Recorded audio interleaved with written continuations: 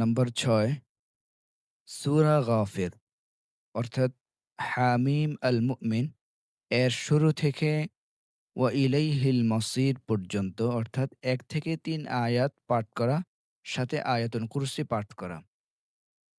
রাসূল সাল্লাল্লাহু আলাইহি ওয়াসাল্লাম বলেছেন, মান ক্বারাআ হামিম আল মুমিন ইলাইহিল মাসির ওয়া আয়াতাল কুরসি হিনা হুফিযা হাত্তা ইউমসিয়া ওয়া মান ক্বারাআ বিহিমা হিনা ইউমসিয়া হুফিযা বিহিমা হাত্তা ইউসবিহা।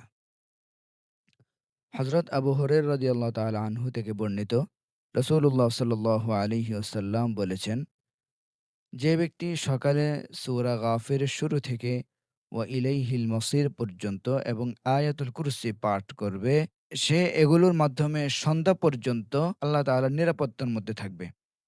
আর যে ব্যক্তি সন্ধ্যায় এগুলো পাঠ করবে, সে এগুলোর মাধ্যমে সকাল পর্যন্ত আল্লাহ তাআলার নিরাপত্তার মধ্যে, হেফাজতের মধ্যে সে থাকবে।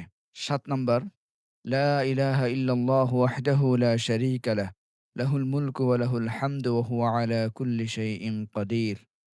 এই জিকিরটি সকালে ১০০ বার, সন্ধ্যায় ১০০ বার পড়া। হযরত আবু হুরায়রা রাদিয়াল্লাহু তাআলা আনহু থেকে বর্ণিত, রাসূলুল্লাহ সাল্লাল্লাহু আলাইহি ওয়াসাল্লাম বলেছেন, যে ব্যক্তি সকালে ১০০ বার বলবে, লা ইলাহা ইল্লাল্লাহু ওয়াহদাহু লা শারীকা লাহ, লাহুল মুলকু ওয়া লাহুল হামদু ওয়া হুয়া আলা কুল্লি শাইইন কাদির, তাহলে এই ব্যক্তির জন্য ১০ জন গোলাম মুক্ত করার সওয়াব দেওয়া হবে এবং তার জন্য ১০টি ১০০টি নেকি লেখা হবে এবং ১০০টি গুনাহ মুছে দেওয়া হবে এবং সেদিন সন্ধ্যা পর্যন্ত এটি তার জন্য শয়তান থেকে রক্ষা কবচ হিসেবে কাজ করবে। আর কেউ এর চেয়ে উত্তম আমল করতে পারবে না, যদি না সে এর চেয়ে বেশি আমল না করে। অর্থাৎ যদি কেউ এর থেকে বেশি ১০০ বারের থেকে বেশি কেউ আমল করে, তাহলে সে ওই ব্যক্তি থেকে উত্তম আমলকারী হবে। সহিহ বুখারী ও মুসলিম শরীফের হাদিস।